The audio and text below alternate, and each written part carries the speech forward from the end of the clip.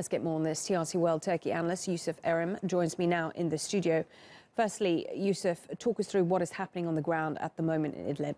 Well, monitoring groups in the area are reporting that Southern Idlib is coming under heavy fire by Russian regime airstrikes and jets. According to reports, the airstrikes are concentrated in Latamina, Khan Sheikhoun, and Marat al-Numan. Now, these are areas that have taken on a lot of refugees over the last year and a half. So although they look like towns on a map, they are mini cities right now at the moment. So there are a lot of people there.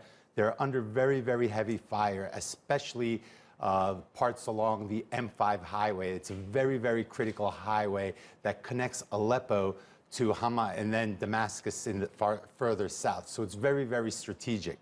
Now, this front was very, very active before the de-escalation agreements were reached. So this is a front that has seen a lot of fighting, but it hasn't seen this level of bombardment in a very, very long time.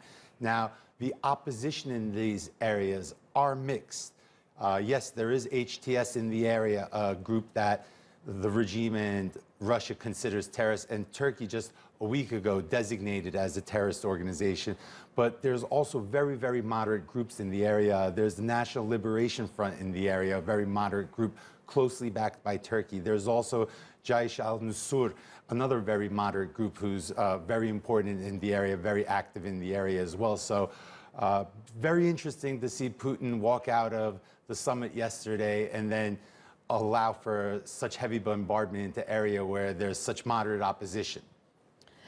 It's interesting because when we talked about this a little earlier, you said to me that the peace talks that took place on Friday between Russia and Turkey and Iran had not failed. But looking at this fighting that is going on, is there any other way to describe those talks? Well, when we look at the talks, we have to look at the objective of the talks. Now, completely stopping a regime offensive into Idlib, it's inevitable. There's going to be some form of offensive. In the end, when we look at the 7.5-year conflict and we look at the current state of things, we have to come to a certain realization now that, yes, Assad has secured his political survival for the foreseeable future. So Turkey needs to understand this, the U.S. needs to understand this, and Iran and Russia already understand this. So these talks have to evolve in some shape or form.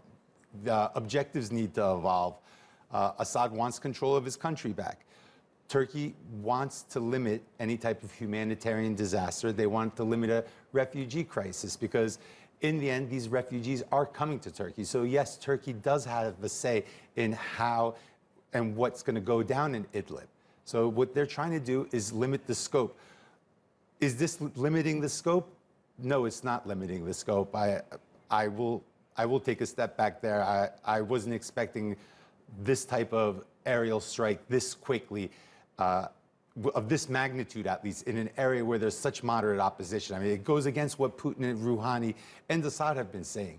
So it's going to be very interesting to see how this develops going forward. And I also want to add that there are 2 Turkish observation posts very, very close to the areas right now being hit in Southern Idlib. So hopefully they're being very, very careful where they're targeting, because the last thing anyone wants to see is this escalating with the death of Turkish soldiers as well. Indeed, it is a fast-moving situation. TRT World Turkey analyst Yusuf Erim, no doubt we will talk to you again.